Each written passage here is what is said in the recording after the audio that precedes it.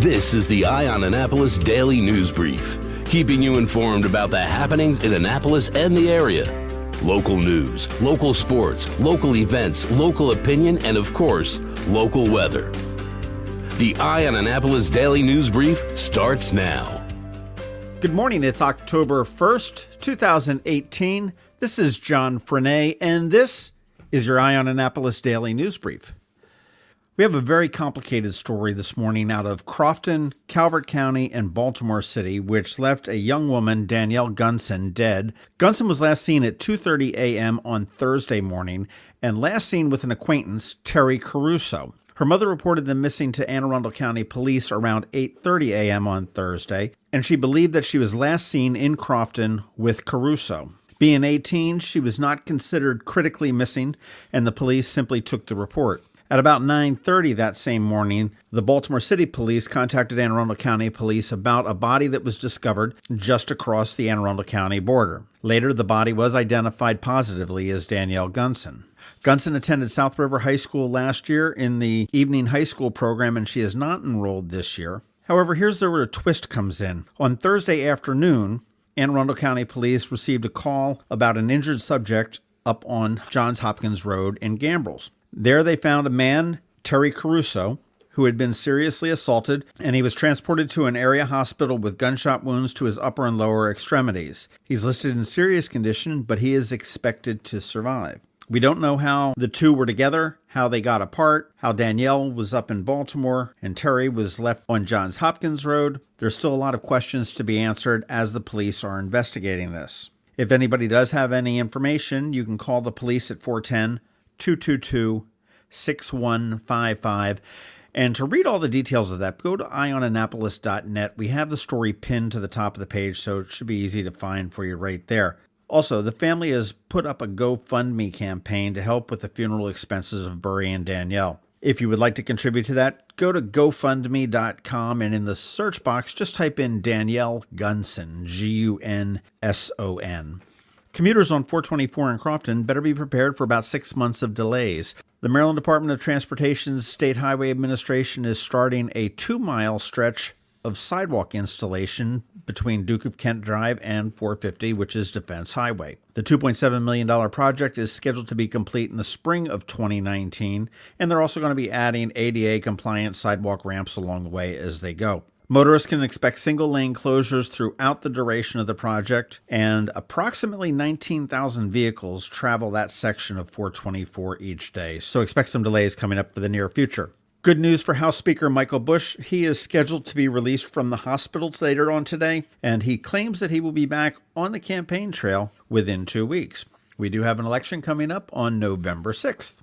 A bizarre case of road rage up in Baltimore County. Baltimore County Police have said that a dispute began on Sunday afternoon between two people on I-695. It was a white van and a black Nissan. A third vehicle, a Subaru Outback, attempted to pass them as they were raging on the road, and the suspect fired a shot, and the driver of the Subaru, who was a 49-year-old woman, was hit and taken to a hospital where she is in very serious condition. The suspect in the shooting is believed to have been driving the black Nissan. Anyone with any information is asked to call the Baltimore County Police Department.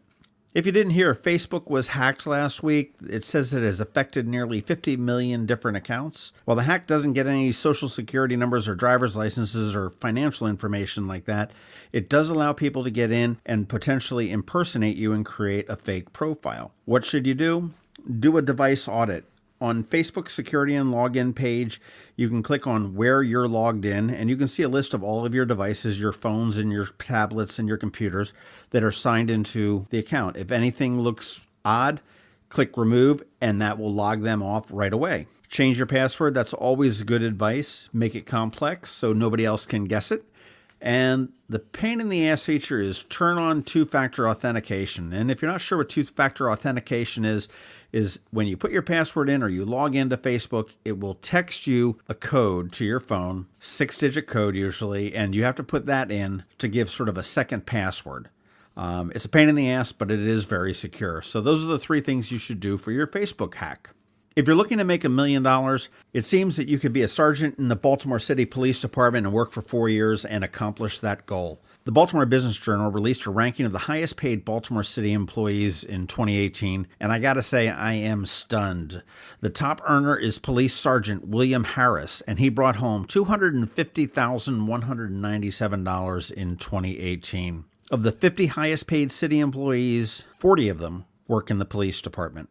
On their list of 30 of the highest paid employees, the guy that came in at the bottom of the barrel was Michael Reynolds, who is just a police officer, not a ranking police officer, but he made $193,617. The average salary for more than 7,000 city employees is $84,000.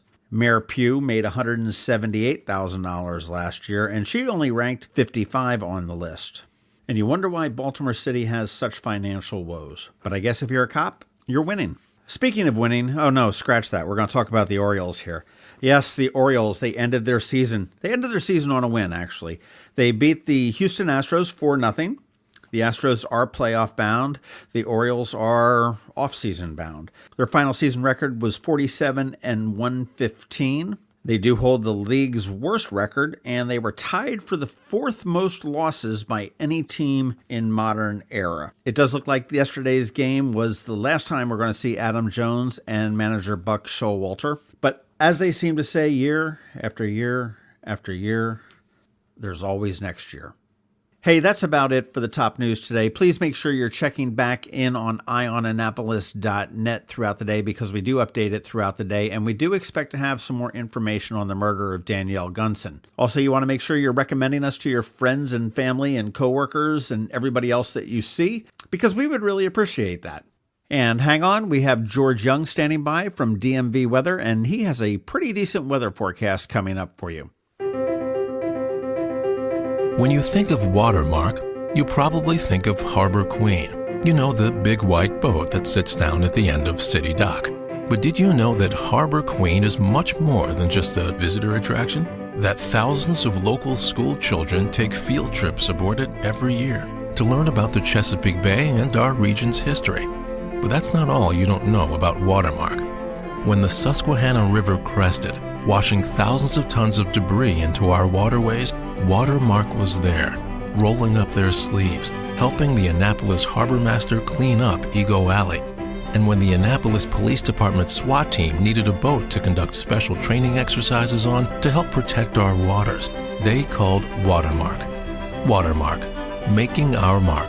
To learn more about how Watermark is here for our hometown, visit watermarkjourney.com.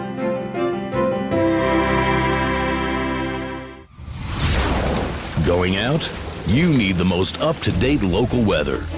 Here's George Young from DMV Weather in Annapolis with today's forecast. Hey everyone, this is George with DMV Weather, and this is your Eye on Annapolis forecast for Monday, October 1st.